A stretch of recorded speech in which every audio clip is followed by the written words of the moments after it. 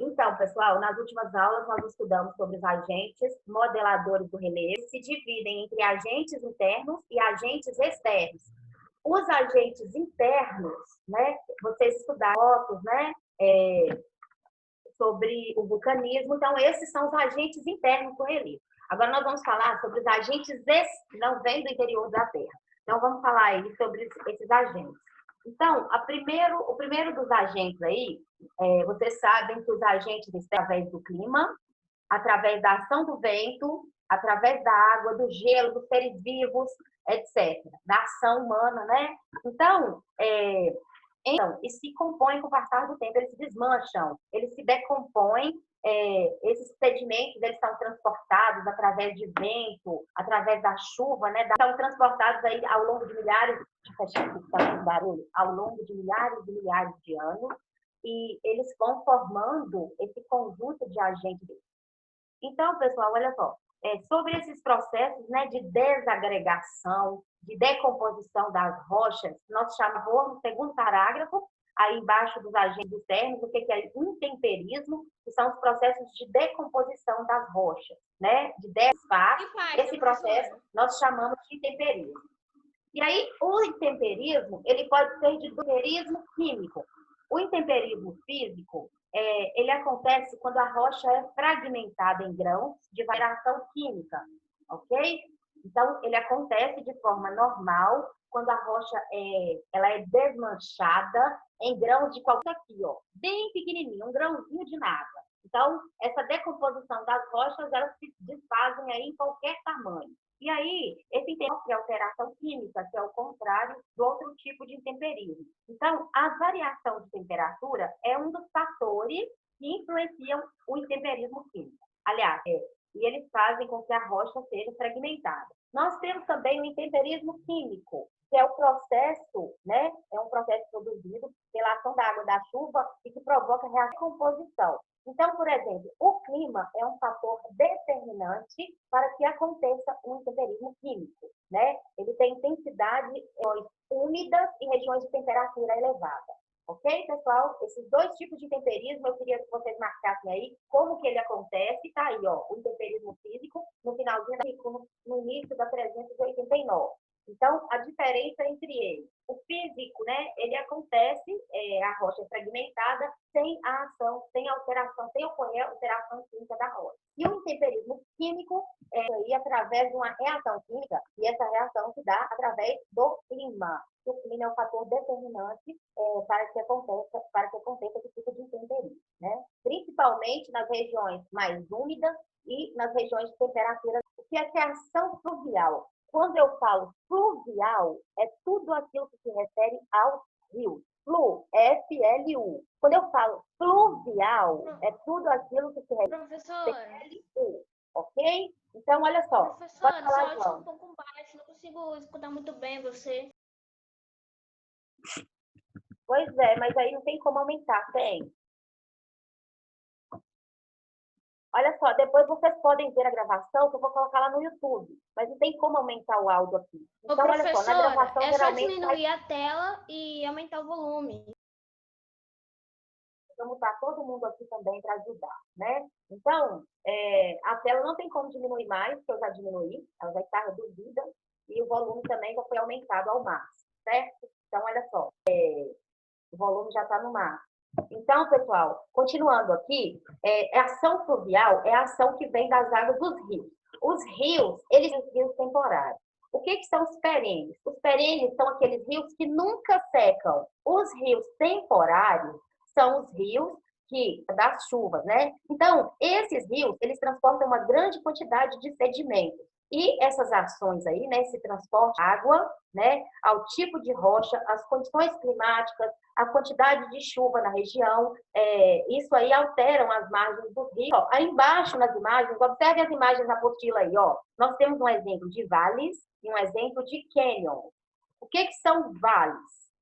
Os vales são as mais fechadas com uma grande profundidade. Olha só o desenho do cânion aí, ó, nesse infográfico aqui. Esse aqui, ó. Olha, então, são áreas elevadas em volta, com uma área muito profunda de água, viram um rio correndo lá embaixo, dentro do cânion, no fundo do cânion? Então, a ação dos rios, ela cânions e os vales. E aí nós temos o exemplo, né, de um cânion no Rio Colorado, nos Estados Unidos, e o outro é um exemplo no Arizona. Os filmes de faroeste, eles são filmados em vales e em cânions, né? Lá no Arizona. No Arizona é um estado nos Estados Unidos onde eles filmam esses rios, aliás, onde eles filmam esses filmes de faroeste, né? A paisagem para esses filmes são os grandes cânions. Então, olha só, agora a ação dos mares e os oceanos na página seguinte. Vira aí, por favor. A ação dos mares e oceanos, né? Elas promovem também uma ação erosiva das rochas em áreas litorâneas. Ou seja, nas áreas litorâneas, né, onde está o mar, aquela área ali, ela tem existe a água contínua o todo batendo nas rochas. Isso faz com que essas rochas, né, elas vão se deteriorando. Essas rochas, elas vão se causar desabamento. Por quê? O mar está ali de forma constante. E aí aquela forma de relevo, ela fica mais fragilizada, a estrutura está em constante contato com as rochas, né? Então, e esse processo também é chamado de paredões. Aí, ó, olha só aqui um exemplo, ó. Esses paredões, eles são chamados de falésias, ok? Essas aí. E isso aí, né? Essa ação da água do mar faz com que essas falésias elas sejam desgastemente erodidas. Erodidas desfeitas, né? Caso elas provocarem assim ações nessas rochas assim que causam estrutura modelada, que está parecendo ó, que a rocha está toda riscada, né? Então a chuva que fazem essas formas de relevo. Então olha só, agora vamos falar sobre a ação do vento. Aqui tem um textinho aqui, ó, sobre esse avanço do mar, tem um textinho aqui, destruição costeira se alastra no país. O avanço do mar, né, ele causa a destruição costeira. Isso aconteceu lá em uma cidade chamada Mucuri. Alguém já ouviu falar? Eu já ouvi falar, mas... Já ouvi falar também, mas eu nunca fui. Essa cidade é uma cidade litorânea, né? Sobre toda a cidade. Essa cidade ainda existe, né? Então, várias casas, várias rochas já foram demolidas, um monte de montanhas de rochas que se desmancharam em cima da areia, né? Então, nessa cidade aconteceu isso aí, por causa, ela está sendo praticamente engolida pelo mar. Né? O mar, à medida que ele vai avançando, ele está destruindo projetos de contenção nessas áreas litorâneas, né? Esses projetos de contenção do mar, para que o mar não avance, mas na medida que o nível do mar vai subindo, ele passa por cima desses projetos que eles fazem. Tecido aí no Rio de Janeiro também, numa praia chamada Praia da Macumba, né? Lá no Recreio do Bandeirantes. Essa praia no Rio de Janeiro. Olha só. Agora vamos sobre a ação dos ventos. Então, pessoal, olha só, o trabalho de modelagem da superfície em relação ao bem pelo vento. Então, ou seja, o vento também é um transformador do relevo, né? Esse processo, nós damos o nome, esse último parágrafo, por favor. Erosão eólica, muito comum em áreas desérticas, né? E a ação dos ventos agindo nas rochas, modelando e transportando o sedimento. Então, pessoal, os agentes externos, aliás, eles trabalham quase todos da mesma forma, né? Eles agem sobre o relevo, transportando sobre as formas de relevo, transportando sedimento, seja através do vento, seja através da chuva, seja através da água do rio, seja através da neve, não do gelo. Então, sim, pessoal, a ação do gelo. O gelo também, esse processo recebe o nome de erosão glacial. Essa erosão glacial, ela é provocada pela a remoção de grandes blocos de gelo. Então, os blocos de gelo, eles são transportados. Aí, o que acontece? Esses blocos, eles começam a derreter, as águas derretem, né? Então, no verão, as águas de gelo levando, né, esses blocos de gelo aí para longe. E esses blocos de gelo, eles penetram na cavidade, né? Nas cavidades, quando chega o inverno, esses blocos, né, que penetram na cavidade das rochas, eles congelam e dilatam. Isso faz com que eles remodelem as rochas. As rochas, né, no verão, no inverno, esses blocos congelam e isso faz o remodelamento de uma rocha. Então, um exemplo resultante da ação, os fiordes são grandes corredores estreitos e profundos, que são preenchidos pelo mar. Olha aqui o que é um fiord, ó. Isso é um fiord, entendeu? São os fiordes que são formados, os fiordes são uma forma de relevo que são formados pelas marcar isso aí também. Ok, pessoal? Espera aí, deixa eu ver aqui. Quem está escrevendo isso aqui no chat? Ô, Caio, por favor, né, Caio? Olha só. Isso aqui chama a atenção dos colegas. Vamos parar com isso, por favor?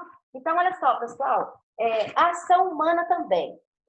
Onde nós vemos a ação humana, né, Evo? Onde existem as mineradoras, né? Então, olha só, vale a pena, gente, também é agente modelador da frota, para a utilização de recursos naturais, aliás, de recuperar as planícies e provocar diversas outras interações que alteram o formato da mina que corre a céu aberto. Perceba que o ser humano alterou o ambiente para extrair o regeneração, é onde ocorre a ação humana na transformação do relevo. Ok, pessoal? Se eu fizer uma pergunta aqui na prova para vocês, relacionada a isso, de que forma na modelagem do relevo? E aí vocês podem falar que é através da extração de recursos minerais que ocorrem nas áreas de mineração, ok? Então pode marcar isso aí também. Então, a foto aí fala sobre o deslizamento de rochas. Esses deslizamentos nós vemos constantemente nas estradas. Quando ocorre o quê? Um longo período de quê? Alguém sabe? A gente vê uma imagem dessa aqui, ó. Ação humana? Quando ocorre o quê? Um longo período Ação de... humana? Erosão? Não, isso é um... Desgastamento? Não.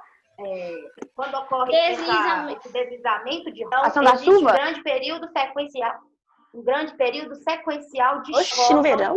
As chuvas, elas provocam esses deslizamentos nas estradas, ok? Elas fazem, um período de chuva a se desmanchar, isso chega a ser até perigoso, que a gente chama de, o DR, eles chamam de barreiras, né? Desabamento e barreiras.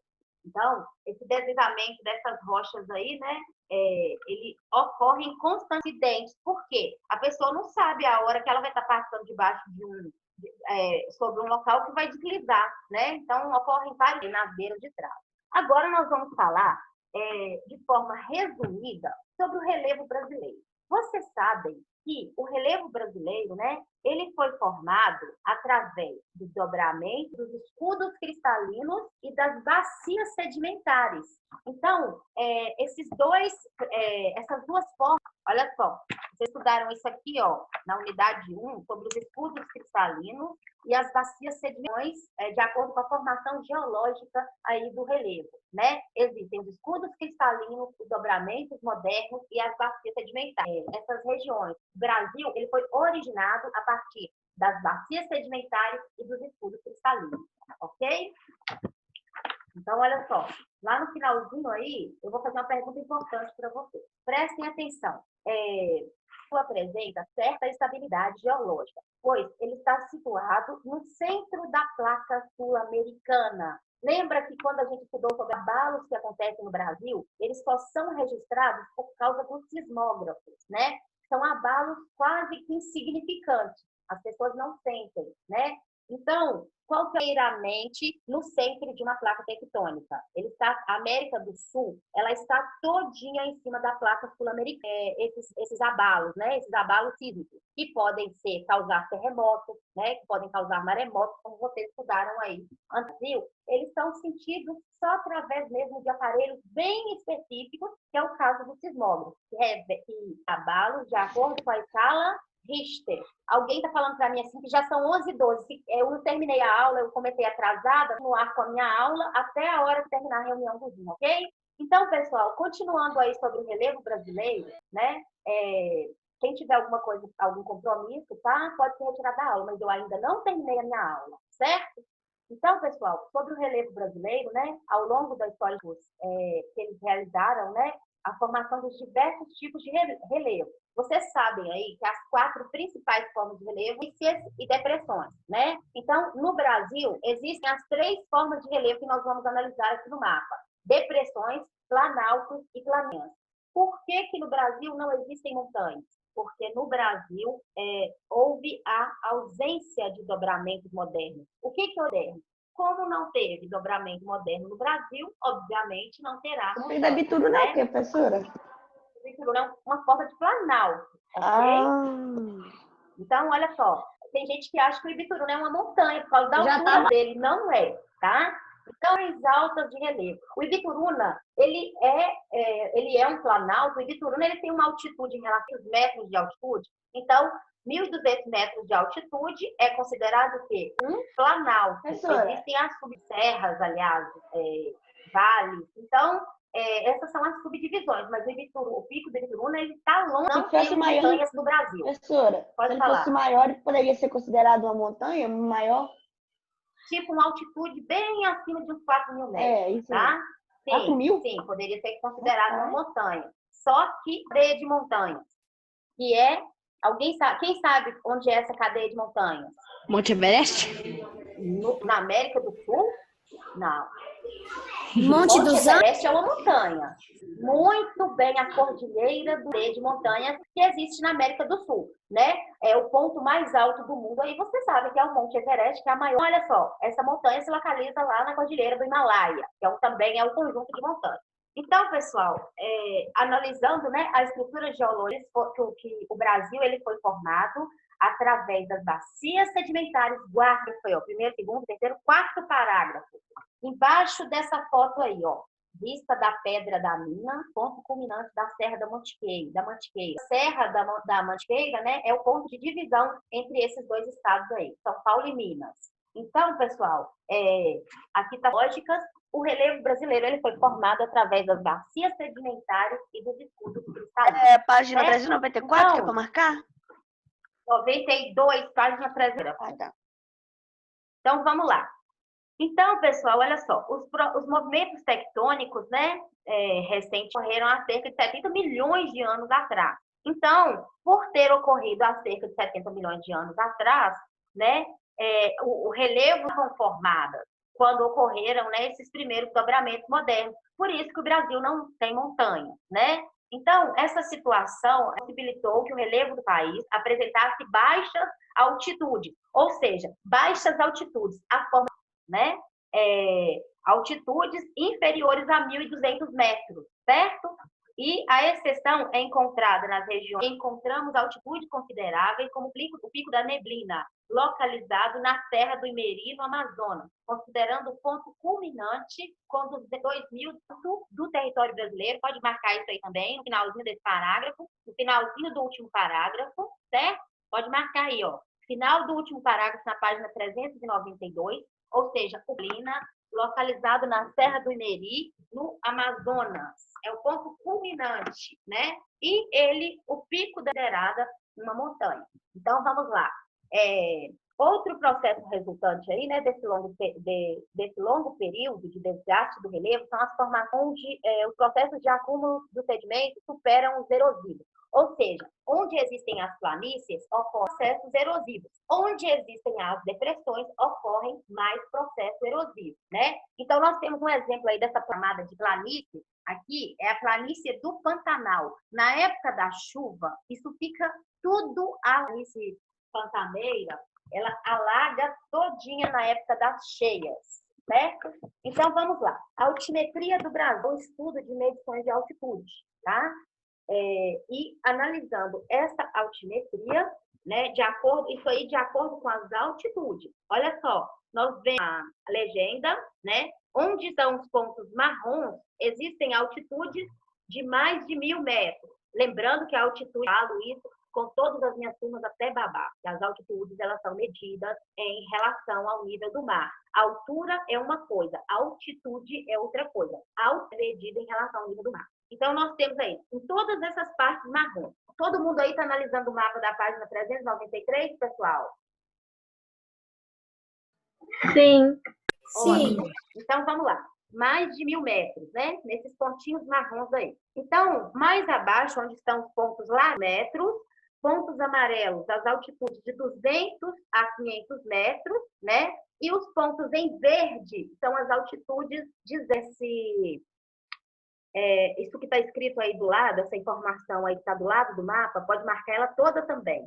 Olha só, da antiguidade e da formação de seu relevo que foi desgastado pela erosão de milhões de anos e formaram as maiores montanhas do mundo. Então, essa é a causa. Se alguém perguntar por que o Brasil não tem montanha? Porque no Brasil, a formação faz parte da formação geológica. Então, o Brasil ele já estava formado por cristalinos e bacias sedimentares. Então, pessoal, agora a classificação do relevo brasileiro. Então, vocês sabem que o relevo brasileiro ele classifica em esses planaltos, planícies e depressões, né? Eles foram formados através dos escudos cristalinos e das bacias sedimentares. O certo brasileiro é bastante complexo em razão dos diversos critérios utilizados pelos pesquisadores para dividir a sua superfície. Como vimos, o relevo brasileiro apresenta altitudes modestas, como nas áreas de formação geológica antiga, nas quais as rochas são erosivas. As bacias sedimentares constituem as estruturas geológicas recentes que foram relativamente aplanadas. Então, pessoal, olha só, essa classificação, esse método de classificação do relevo brasileiro, ele foi em Jurandir Ross, tá? Ele reclassificou e aprofundou, ele fez um estudo né? Os estudos científicos anteriores, ele fez aí no ano de 1985 essa reclassificação brasileiro, ele é classificado aí de acordo com o mapa. Olha só, vamos analisar o mapa aí. Então, ele essas imagens do relevo brasileiro, elas foram captadas através de radares, né? Uma imagem, esse avião do projeto Radan, né, que operou aí por diversas regiões do território brasileiro, fazendo um mapa dessas imagens, e o Jurandir Ross fez esses estudos aí relativos ao relevo. E aí ficou radar, né? Ele permitiu colher dados, colher imagens aí da superfície, uma tecnologia muito grande para a época, né? Então ele recebeu um incentivo do governo para fazer esse estudo aí sobre o IGE, né, que é o Instituto Brasileiro de Geografia e Estatística. Então, olha só, nós temos aí os principais planaltos, né? De acordo com os números onde eles se localizam, os planaltos, né? Onde está de marrom escuro, do número 12 ao número 22 são as depressões, né? E do número 23 ao número 28 são as planícies, que são também uma forma de relevo, né? Então, ou seja, a predominante, ou seja, a maioria, né, que predomina na maioria do território brasileiro, são os planaltos e as depressões. Eu vou disponibilizar essa aula lá no YouTube. Eu vou disponibilizar essa aula para vocês lá no YouTube, aí quem não assistiu vai poder assistir, tá? Quem participou da aula. Então, eu vou colocar um recadinho aqui, só um minuto.